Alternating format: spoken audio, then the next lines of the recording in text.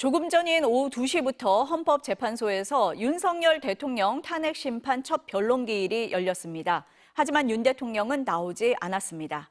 헌법재판소로 가보겠습니다. 김현지 기자, 현재 진행 상황 어떻습니까? 네, 윤석열 대통령 탄핵 심판의 첫 변론기일이 조금 전인 오후 2시 시작됐습니다. 사건 접수 31일 만에 본격적인 재판이 시작되는 셈입니다. 윤 대통령은 출석하지 않았습니다. 오늘 심리는 짧게 마무리될 걸로 보입니다. 첫 변론기일에 당사자가 나오지 않으면 정식 심리를 진행하지 않기 때문입니다.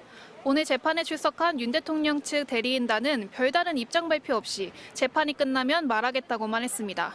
반면 국회 측 소추인단은 윤 대통령이 지금까지도 법치주의를 부정하고 국법 질서를 문란하게 하고 있다면서 국가 위기를 극복하기 위해 신속한 탄핵 결정으로 파면해야 한다고 강조했습니다.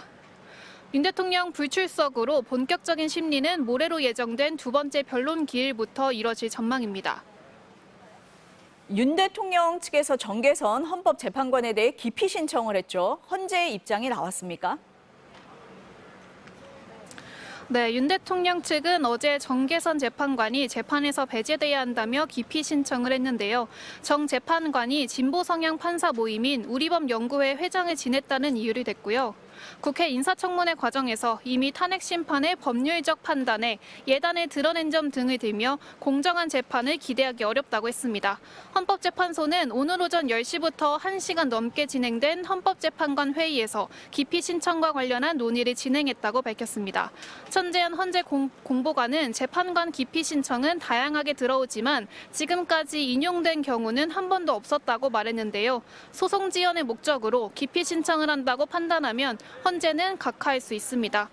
재판관들은 지금 진행되고 있는 변론 기일에 기피 신청에 대한 결과를 내놓을 예정입니다. 첫 변론 기일을 앞두고 국회 측 소추인단은 증인 5명을 신청했다고도 전했는데요. 홍장원 전 국정원 1차장과 조지호 경찰청장, 곽종근, 이진우, 여인영 전 사령관 등 내란 사태 당시 윤 대통령의 직접 지시를 받은 사람들로 증인 신청 범위를 좁혔습니다. 지금까지 헌법재판소에서 전해드렸습니다.